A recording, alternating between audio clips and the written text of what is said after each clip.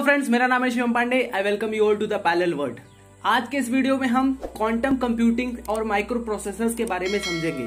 अगर आपको कुछ नहीं आता तो आप बिल्कुल ही सही जगह पे आए हैं। तो चलिए शुरू करते हैं आज का वीडियो।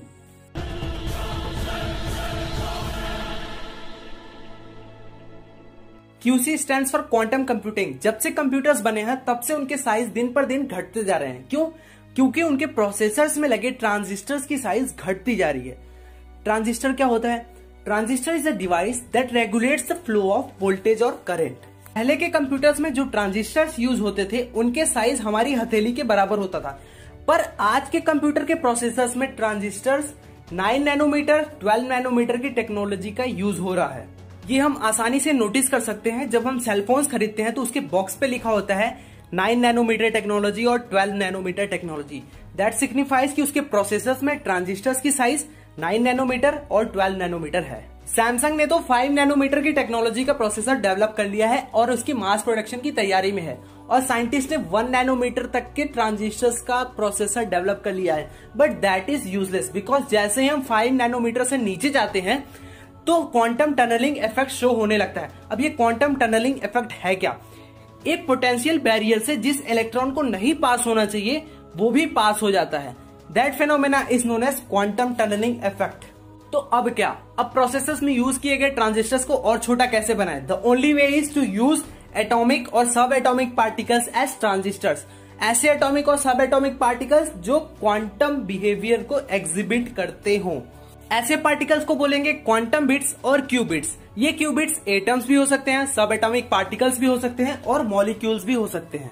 यही क्यूबिट्स क्वांटम कंप्यूटिंग में यूज होते हैं based on 2 principle of quantum mechanics, superposition and entanglement. Normal computer के बिट्स आइदर 0 स्टेट में होते हैं और 1 स्टेट में होते हैं, पर क्यूबिट्स 0 से लेके 1 में कहीं भी हो सकते हैं। This property is known as superposition. Qubits का स्टेट इंडिविजुअली नहीं डिफाइन किया जा सकता। They are defined with respect to 2 or more than 2 qubits. This property is known as entanglement. इसी entanglement और superposition की वजह से they are able to handle large number of processes at once. अगर हम इनके computational power की बात करें तो 30 qubits will be able to produce a speed of more than 10 teraflops. पर आजकल के जो मॉडर्न कंप्यूटर्स में 32 बिट्स और 64 बिट्स प्रोसेसर्स यूज हो रहे हैं, they are able to deliver a speed only up to gigaflops.